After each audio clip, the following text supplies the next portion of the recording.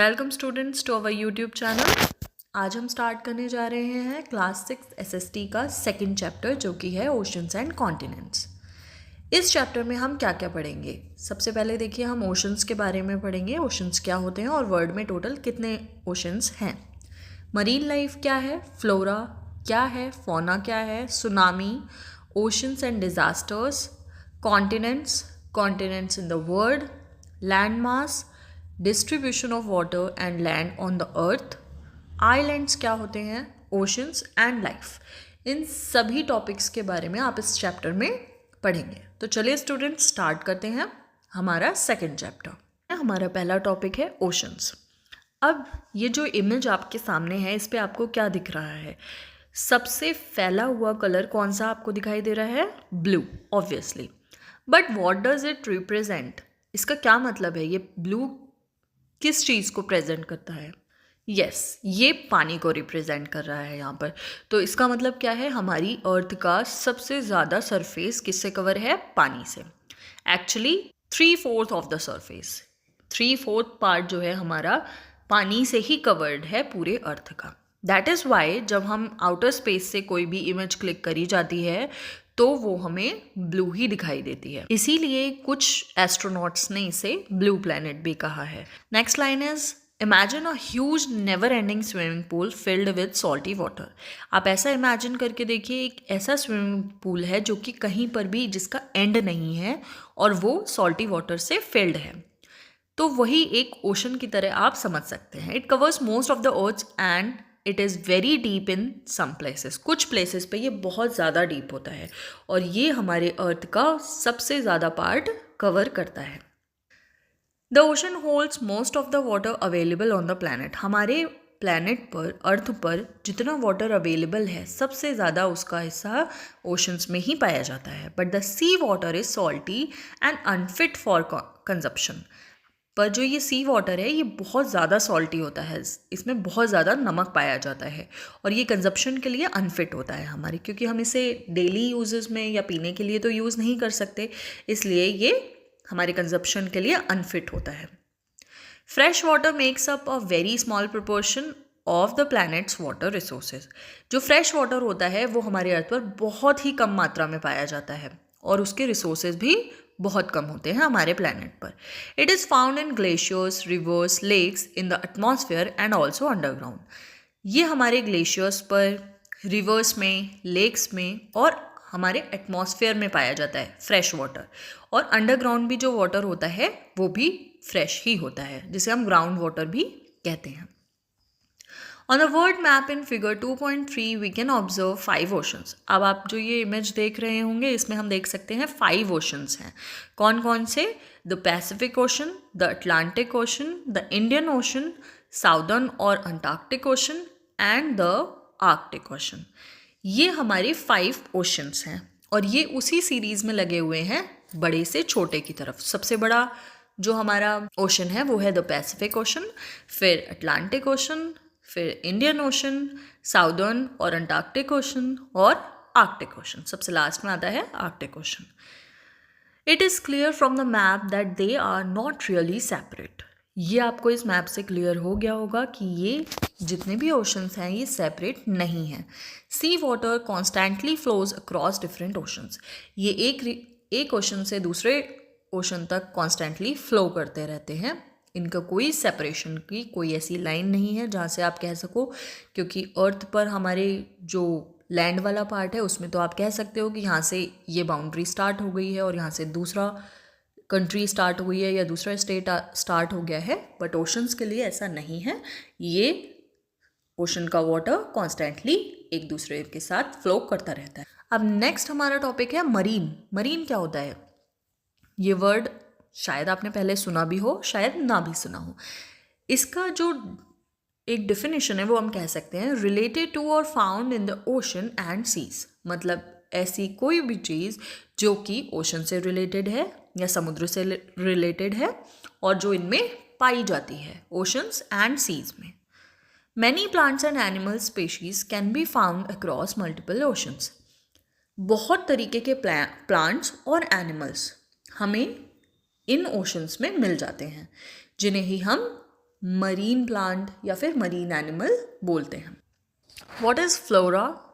The plant life of a particular region और period of time. एक plant की कोई भी लाइफ किसी भी पर्टिकुलर रीजन में जो पाए जाते हैं या किसी पर्टिकुलर पीरियड ऑफ टाइम में पाए जाते हैं उन्हें हम फ्लोरा बोलते हैं।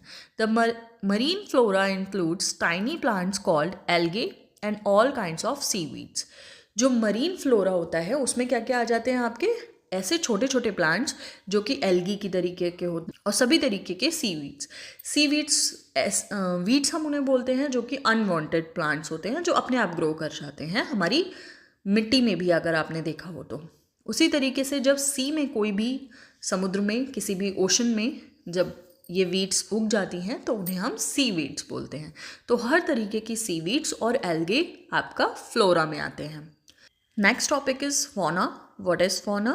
The animal life of a particular region और पीरियड ऑफ टाइम। एक पर्टिकुलर रीजन में या फिर पीरियड ऑफ टाइम में जो भी एनिमल लाइफ पाई जाती है उन्हें हम फौना कहते हैं। The marine fauna consist of thousands of species of colourful fish, dolphins, whales and countless mysterious deep sea creatures. Fauna में आपको क्या क्या मिल जाएगा? जो मरीन फौना होते हैं इनमें बहुत ही तरीके की कलरफुल फिशेस मिल सकती हैं आपको, डॉल्फिन्स मिल सकती हैं, whales, countless mysterious deep sea creatures, मतलब ऐसे क्रिएचर्स जो हमको जनरली देखने में नहीं मिलते हैं, पानी के ऐसे क्रिएचर्स जो कि बहुत गहरे समुद्र में पाए जाते हैं, बहुत गहराई में पानी के होते हैं, वो सारी चीज़ें आपके मरीन फौना में आते हैं। The next topic is the Indian ocean. अब इंडियन ओशन का नेम इंडिया के नाम पर ही क्यों पड़ा है? देखिए इसके कुछ रीजंस हैं। ये बहुत सी कंट्रीज़ को बॉर्डर करता है लेकिन सबसे बड़ी कोस्ट लाइन इंडिया ही शेयर करता है इससे, इस वजह से इसका नाम इंडिया के नाम पे पड़ा है। The Indian Ocean is bordered by Asia to the north में ये एशिया से बॉर्डर्ड है, अफ्रीका वेस्ट में है इसके, ऑस्ट्रेलिया ईस्ट में है और सदर्न ओशन इसके साउथ में पड़ता है। अब parts of the Indian Ocean near India कौन कौन से हैं? देखिए Arabian Sea located to the west of India, India के वेस्ट में जो अरेबियन सी है वो इसका एक पार्ट है इंडियन ओशन का ही, और जो बे ऑफ बंगाल है जो कि लोकेटेड है ईस्ट में इंडिया के, वो भी इंडियन ओशन का ही एक पार्ट है। नेक्स्ट टॉपिक है oceans and disasters. Did you see white shapes across the globe? ये जो ग्लोब की पिक्चर यहाँ पर लगी हुई है, क्या इसमें आपको वाइट शेप्स दिखाई दे रही हैं? ये वाइट शेप्स क्या हैं? They are large masses of clouds. ये क्लाउड्स के बहुत बड़े बड़े मासेस हैं, बहुत ज़्यादा क्वांटिटी में क्लाउड्स हैं जो आपको ये वाइट शेप्स दिखा रही हैं। Such clouds bring rain to the continents. हमारी अर्थ का वो पार्ट जिसमें हम रहते हैं उसे कॉन्टिनेंट्स बोलते हैं। तो उन कॉन्टिनेंट्स में रेन पहुंचाने का काम कौन करता है? ये क्लाउड्स ही करते हैं। इन क्लाउड्स की वजह से ही हमें रेन मिल पाती है। The monsoon rains we in India expect every summer originate in the ocean. हर साल हम मॉनसून में जो भी बारिश एक्सपेक्ट करते हैं कि अर्थ पर बारिश होगी जिस वजह से बहुत सारी चीज़ें अफेक्ट होती हैं, तो वो किस वजह से आ पाती हैं? इन क्लाउड्स की वजह से ही। Without such rains our agriculture and all life will suffer. अगर ये रेन ना हो, बारिश ना हो, तो ना तो खेती होगी और ना ही कोई लाइफ पॉसिबल है अर्थ पर। तो ये रेन हमारे लिए कितनी इम्पॉर्टेंट है, और ये रेन आती किस वजह से है? क्लाउड्स की वजह से। और ये क्लाउड्स कहाँ से ओरिजिनेट होते हैं, कहाँ से बनते हैं ये क्लाउड्स? ये क्लाउड्स हमारे ओशन से ही बनते हैं। अब ओशंस एंड डिजास्टर्स में ही आपका एक एग्जाम्पल आता है सुनामी। सुनामी क्या होता है? अ tsunami is a natural disaster originating in the ocean. Tsunami एक ऐसा नेचुरल डिजास्टर होता है जो कि ओरिजिनेट होता है, जो कि कहाँ पर होता है? ओशन में। अब इसके रीज़न भी हो सकते हैं, कुछ कॉजेज़ क्या क्या, किन वजहों से सुनामी आ सकती है? देखिए, tsunami is generally caused by a strong earthquake. किसी बहुत ही ज़्यादा स्ट्रॉन्ग अर्थक्वेक की वजह से सुनामी आ सकती है। सेकेंड रीज़न इसका हो सकता है can also be caused by a volcanic eruption at the oceans bottom.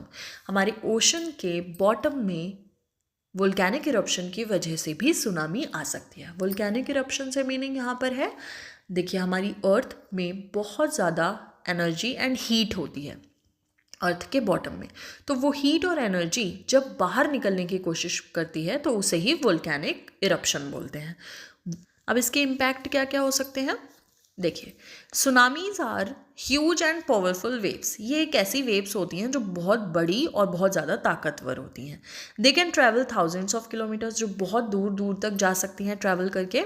मतलब कहीं पर भी अगर अर्थक्वेक की वजह से या वोल्केनिक इरप्शन की वजह से कोई वेव्स स्टार्ट होती हैं तो बहुत दूर तक ट्रैवल करती हैं वो, जिससे कि डैमेज बहुत ज़्यादा हो सकता है। They can submerge coastal areas causing wide spread damage. ये क्या कर सकती हैं, जो भी कोस्टल एरियाज हैं उसको तो बिल्कुल ख़त्म कर ही देती हैं, लेकिन उससे भी ज़्यादा बहुत ज़्यादा फैल कर ये डैमेज कर सकती हैं सभी कोस्टल एरियाज को।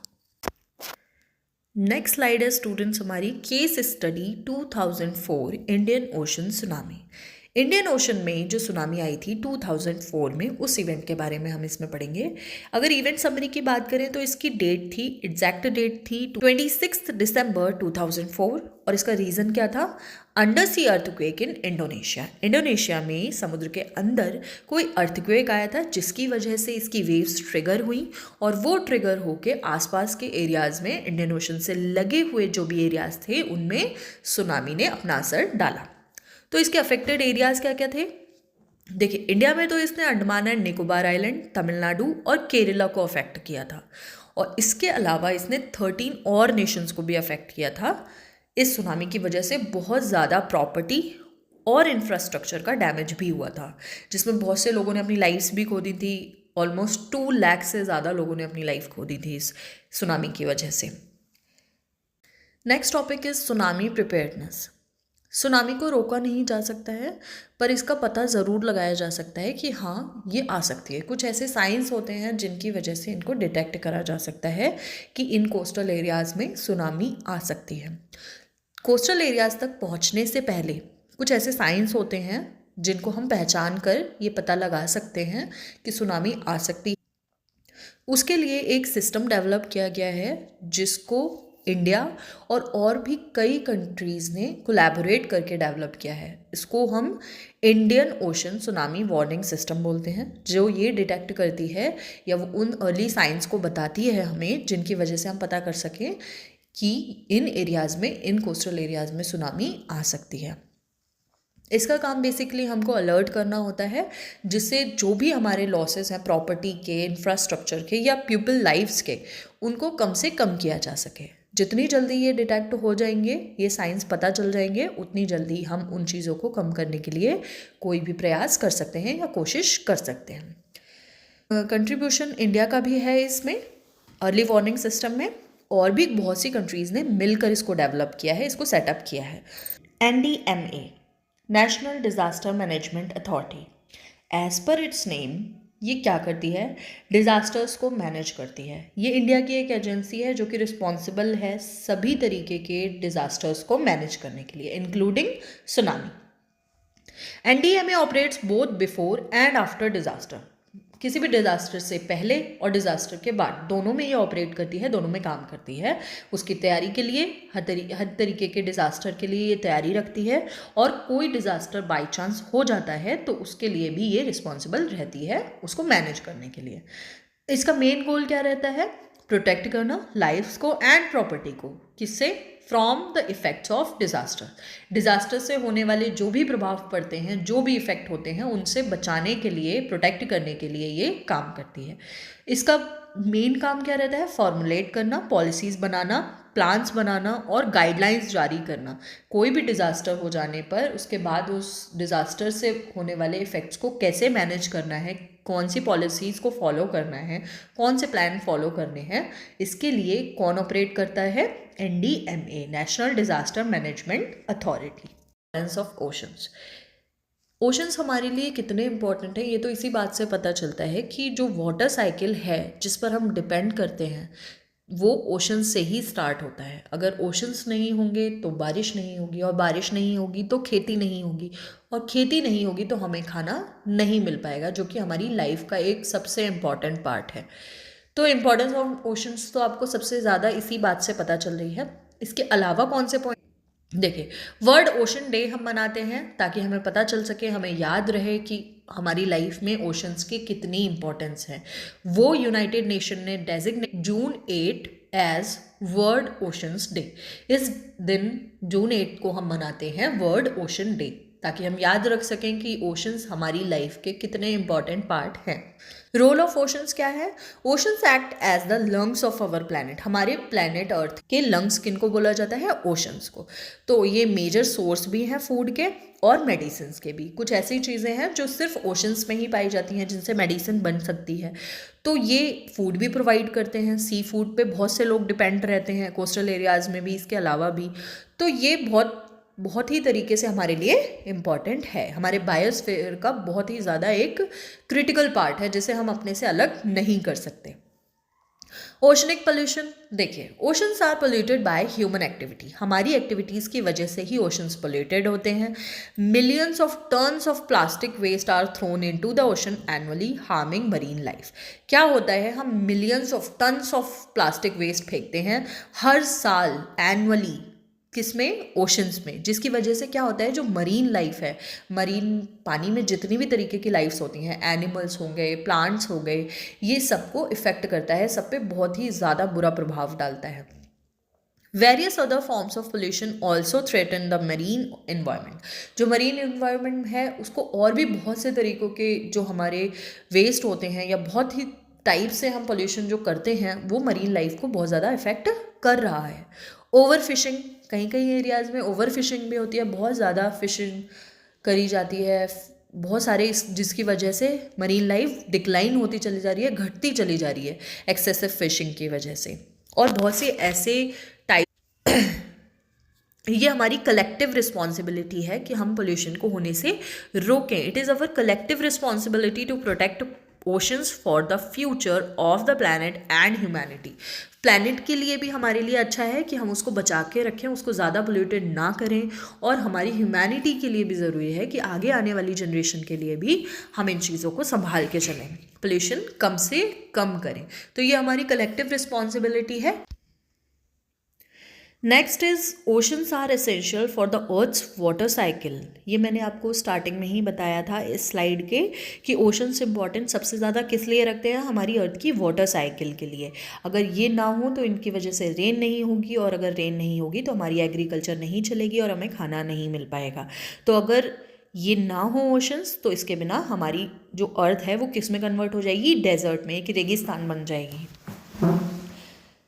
देखिए, oceans produce more than half of the world's oxygen through their flora, that is why referred to as the planet's lungs.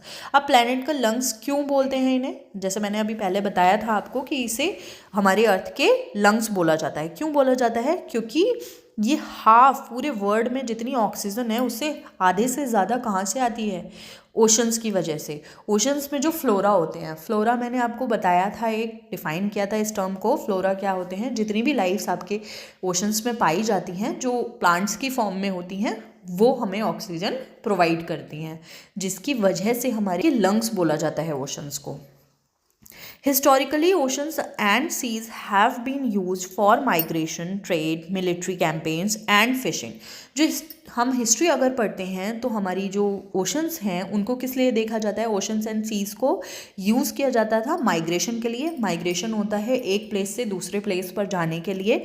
जब किसी एरिया की पे रहने लायक कंडीशंस नहीं मिलती थी तो पीपल माइग्रेट करते थे, एक एरिया से दूसरे एरिया में जाकर बसते थे। तो माइग्रेशन के लिए वो कौन सा रास्ता अपनाते थे? ओशंस का ही रास्ता। ट्रेड के लिए, एक कंट्री से दूसरे कंट्री तक कोई सामान पहुंचाना हो, एक्सपोर्ट इंपोर्ट का काम किसके अभी भी होता है और पहले भी होता था, ये ओशंस के थ्रू होता था। मिलिट्री कैंपेन्स जितने भी होते थे, एक जो चीज़ें थी हिस्टोरिकली वो ओशंस के थ्रू होती थी। और फिशिंग के लिए भी ये बहुत टाइम से, पुराने टाइम से ये यूज़ किए जा रहे हैं। Many coastal cultures have tales and legends about the sea, including gods, goddesses, sea monsters and treasures. देखिए, कोस्टल एरियाज़ में जो ओशन से लगे हुए एरियाज़ होते हैं, अगर वहाँ पे लोग रहना शुरू कर देते हैं, उन लोगों को कोस्टल एरिया में रहने वाले लोग ही बोला जाता है। तो वहाँ पे कुछ स्टोरीज़ भी फैली हुई हैं, कुछ लेजेंड्स के बारे में भी हैं, कुछ सी के गॉड्स के बारे में, भगवानों के बारे में है, देवताओं के बारे में है, देवियों के बारे में है, सी मॉन्स्टर के बारे में है और खजानों के बारे में भी है। ये स्टोरीज रिफ्लेक्ट करती हैं दोनों को, डेंजर को भी और blessings of the oceans. Ocean से उन्हें क्या क्या मिला है उस ब्लेसिंग्स को भी वो रिफ्लेक्ट करती हैं वो स्टोरीज, और उनसे खतरा कितना है उसको भी रिफ्लेक्ट करती हैं। तो कुछ स्टोरीज़ ये ब्लेसिंग्स के बारे में है कि देखो ओशंस की वजह से क्या क्या होता है, हमारी लाइफ कैसे डिपेंड करती है ओशन पर, और कैसे कुछ लोगों को लाइवलीहुड मिलता है ओशंस की वजह से, और कुछ डेंजर को भी रिफ्लेक्ट करती हैं वहाँ की कुछ stories. Next topic is continent. देखिए ये चैप्टर में आप दो चीज़ें पढ़ने वाले थे, ओशंस एंड कॉन्टिनेंट्स। ओशंस मैंने आपको समझा दिया है, अब चलते हैं कॉन्टिनेंट्स की तरफ। कॉन्टिनेंट्स क्या होते हैं? ये पिक्चर जो आपको सामने दिख रही है, in the picture of the earth you can see at least one other colour brown. देखिए आपको ब्लू कलर दिख रहा था जो कि वाटर को रिफ्लेक्ट कर रहा था। अब जो ये ब्राउन कलर है जिसे मैंने हाईलाइट भी कर रखा है, सर्कल भी कर रखा है, ये आपका क्या रिफ्लेक्ट कर रहे हैं? ये कॉन्टिनेंट्स को बता रहे हैं, जो लैंड का एरिया होता है। देखिए अब इसमें भी लैंड मास क्या होता है? एक a large body of land is called a land mass. एक बहुत बड़ी एरिया को जिसमें लैंड फैला हुआ है उसे लैंड मास बोला जाता है, सच एज अ कंट्री और अ रीजन। एक एरिया को बोल सकते हैं, एक कंट्री को बोल सकते हैं लैंड मास, ठीक है।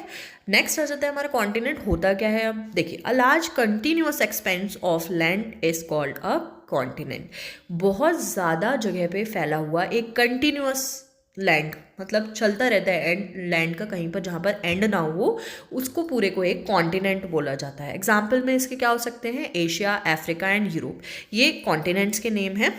टोटल कितने कॉन्टिनेंट्स हैं वो भी आगे आपको पता चलेगा, लेकिन ये एग्जाम्पल के लिए सिर्फ बता रही हूँ मैं। एशिया, अफ्रीका एंड यूरोप, बहुत बड़े एरिया में जो लैंड फैली हुई होती है, इसमें कंट्रीज़ डिवाइडेड हो सकती हैं, लेकिन ये एक्सपेंशन इतना बड़ा होता है एरिया का, इसलिए इसको कॉन्टिनेंट बोला जाता है, जहाँ पर कोई ब्रेकेज नहीं होता है बीच में कि ये भाई पानी की वजह से डिवाइडेड नहीं है या फिर किसी और वजह से ये टूटे हुए नहीं हैं, अलग नहीं है, ये जुड़े हुए हैं। तो इस पूरे बड़े से एरिया को हम कॉन्टिनेंट बोलते हैं। देखिए continents are the primary division of land on earth.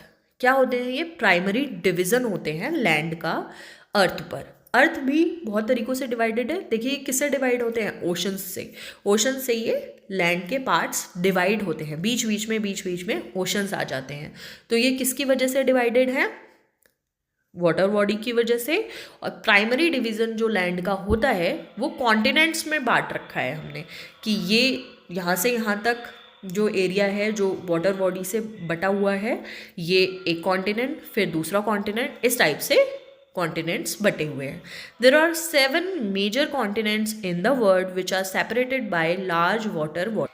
हमारे पूरे वर्ल्ड में 7 मेजर कॉन्टिनेंट्स हैं, बड़े बड़े 7 कॉन्टिनेंट्स हैं जो कि वाटर बॉडी से सेपरेट किए गए हैं। वाटर बॉडी की वजह से ये अलग अलग हुए हैं, नहीं तो ये पूरा लैंडमास एक ही में होता। ये लैंडमास अलग अलग हैं, इसलिए इनको कॉन्टिनेंट्स को अलग अलग नाम दिया हुआ है। और ये किसकी वजह से बटे हुए हैं? लार्ज वाटर बॉडीज़ की वजह से, जिन्हें हम ओशंस बोलते हैं। These continents are Asia, Europe, Africa, North America, South America, Australia and Antarctica. देखिए continent Asia and Europe is sometimes considered as one and is called Eurasia. जो कॉन्टिनेंट एशिया और यूरोप है, ये आपको दिख रहा होगा, ये जो पिक्चर मैंने इसमें साथ में लगाई है इसे यूरेशिया लिखा हुआ है। ये यूरेशिया क्यों लिखा हुआ है? इसमें यूरोप और एशिया एक साथ है, इसको अलग अलग ना मानकर एक ही माना जाता है, क्योंकि इनके बीच में कोई ऐसी वाटर बॉडी नहीं है जिसने इनको अलग कर रखा हो, लेकिन फिर भी ये दो अलग अलग कॉन्टिनेंट। अब ये नेक्स्ट टॉपिक है हमारा द इंडियन अंटार्कटिका प्रोग्राम। ये क्या है? ये एक साइंटिफिक इनिशिएटिव है, साइंस से रिलेटेड एक इनिशिएटिव, एक शुरुआत की गई है इंडिया के द्वारा, जिसका मेन एम क्या है? एक्सप्लोर करना और रिसर्च करना। किस बारे में? कॉन्टिनेंट ऑफ अंटार्कटिका के बारे में। ये इन्वॉल्व करता है establishment and operation of research basis. बहुत सारे रिसर्च बेसिस वहाँ पे बनाता है और उन्हें चलाता है, उनको इस्टेब्लिश करना और उनको चलाना, उनको ऑपरेट करवाना, ये इंडियन अंटार्कटिका प्रोग्राम का मेन उद्देश्य है या मेन एम कह सकते हैं आप। यहाँ पे साइंटिस्ट क्या स्टडी करते हैं? बहुत सारे एस्पेक्ट्स के बारे में स्टडी करते हैं, वहाँ के क्लाइमेट और एनवायरनमेंट के बारे में। इस रिमोट एरिया में, रिमोट एरिया से मतलब ऐसे एरिया से होता है जहाँ पे रह पाना, जहाँ पे पहुँच पाना बहुत मुश्किल होता है, जहाँ पे लिविंग कंडीशन बहुत ज़्यादा हार्ड होती हैं। इसका स्टार्ट ईयर है 1981। फर्स्ट बेस स्टेशन कौन सा है? दक्षिण गंगोत्री, जो कि कब इस्टेब्लिश हुआ था? 1983 में। और भी 2 बेस स्टेशन वहाँ पर डेवलप करे गए, इस्टेब्लिश करे गए बाद में। जो रिसर्च टीम गई हैं उसमें 40 टीम्स ऑफ इंडियन साइंटिस्ट की गई हैं। उनका फोकस एरिया क्या है? Evolution of climate and environment. वहाँ पर जो क्लाइमेट है और एनवायरनमेंट है उसका इवोल्यूशन कैसे हुआ उसके बारे में रिसर्च करना। इनको और क्या फैसिलिटीज़ दी गई हैं? बेस स्टेशन के अलावा इन बेस स्टेशंस में एमिनिटीज़ और भी सुविधाएं दी गई हैं, जैसे कि एक लाइब्रेरी है वहाँ पर, एक पोस्ट ऑफिस है, ताकि वो साइंटिस्ट आराम से वहाँ पर रहकर रिसर्च कर सकें। Next topic is symbols of Olympic games. अगर आपने ओलंपिक गेम्स का सिंबल देखा है तो आपने देखा होगा इसमें 5 इंटरलॉकिंग रिंग्स होती हैं, जो कि किसको रिप्रेजेंट करती हैं? ये 5 कॉन्टिनेंट्स को रिप्रेजेंट कर रही हैं। इनके कलर अलग अलग हैं, blue, yellow, black, red and green. ये क्या रिप्रेजेंट करती हैं? ये हमारे 5 कॉन्टिनेंट्स को रिप्रेजेंट कर रही हैं। कैसे हम ग्लोबली यूनाइटेड हैं, कैसे हम सारा वर्ल्ड आपस में, सारे कॉन्टिनेंट्स कैसे जुड़े हुए हैं, ये उसको रिप्रेजेंट करता है। ये हर रिंग एक कॉन्टिनेंट को रिप्रेजेंट करती है, अफ्रीका, अमेरिका, एशिया, ऑस्ट्रेलिया और यूरोप को। इसका मीनिंग क्या है? सिंबलाइज किसको करता है? ये 5 इनहैबिटेड कॉन्टिनेंट्स को। 5 इनहैबिटेड मतलब जिनमें लोग रहते हैं। ऐसे अंटार्कटिका को ये रिप्रेजेंट नहीं करता, क्योंकि वो एक ऐसा एरिया नहीं है जहाँ पर बहुत ज़्यादा लोग रहते हैं। वहाँ पे सिर्फ रिसर्च स्टेशंस, बेस स्टेशंस बने हुए हैं रिसर्च करने के लिए। वैसे वो रहने वाला इनहैबिटेड नहीं बोल सकते उसको, इसलिए ये 5 कॉन्टिनेंट्स को रिप्रेजेंट करता है। Next topic is island. अब आइलैंड्स क्या होते हैं? देखिए, हमने अभी तक पढ़ा ओशंस क्या होते हैं, कॉन्टिनेंट्स क्या होते हैं। अब ये आइलैंड क्या है? Islands are smaller pieces of land surrounded by water on all sides। देखिए, आपको इसको पढ़ के ही समझ में आ रहा होगा। लैंड का एक छोटा सा एरिया जो कि चारों तरफ से पानी से घिरा हुआ होता है, उसको हम आइलैंड बोलते हैं। ठीक है। Despite being surrounded by water, continents are not considered islands due to their large size। देखिए, हमारे जो कॉन्टिनेंट्स होते हैं वो भी आपको पता है चारों तरफ से वाटर बॉडी से घिरे हुए होते हैं, लेकिन फिर भी उनको हम आइलैंड नहीं बोलते। क्यों? क्योंकि उनका एरिया बहुत ज़्यादा बड़ा होता है। लैंड एरिया उनमें बहुत ज़्यादा बड़ा होता है, इसलिए हम उनको आइलैंड ना बोलकर कॉन्टिनेंट बोलते हैं। लेकिन जो एरिया छोटे होते हैं, लैंड का एक छोटा सा एरिया जो कि चारों तरफ से पानी से कवर होता है, उसे हम आइलैंड बोलते हैं। Islands very significantly in size, मतलब ये साइज में कैसे भी हो सकते हैं, छोटे बड़े कैसे भी हो सकते हैं, कोई पर्टिकुलर साइज नहीं होता है इनका। There are hundreds of thousands of islands on earth. हमारे पूरे अर्थ पर बहुत ज़्यादा आइलैंड्स मिल सकते हैं हमें। कुछ ऐसे होते हैं जो जिन पे जाना पॉसिबल है, कुछ ऐसे हैं जो अभी तक भी फाउंडेड नहीं है या जो खोए हुए हैं, जिन पे अभी तक कोई नहीं पहुंचा है। तो ऐसे बहुत सारे हमारे आइलैंड्स होते हैं। Greenland is the largest island in the world. पूरे वर्ल्ड में जो सबसे बड़ा आइलैंड है वो है Greenland. India has more than 1300 small islands. India में ही सिर्फ 1300 आइलैंड्स हैं, छोटे बड़े। दोज इंक्लूड 2 मेजर ग्रुप्स, जिसमें 2 मेन ग्रुप हैं, Andaman and Nicobar island in the Bay of Bengal and Lakshadweep island in the Arabian Sea. देखिए, जो बे ऑफ बंगाल है, बंगाल की खाड़ी जिसे बोलते हैं, तो वहाँ पर ही आपके 2 आइलैंड्स हैं। कौन कौन से? अंडमान एंड निकोबार। और जो ये अरेबियन सी है उसमें आपका एक आइलैंड पड़ता है, लक्षद्वीप आइलैंड, जो इसमें मेजर हैं, मेजर ग्रुप्स में आते हैं। आई होप स्टूडेंट्स आपको ये चैप्टर समझ में आया होगा। नेक्स्ट चैप्टर लेकर हम जल्दी आएंगे। Stay tuned with us. Thank you for watching.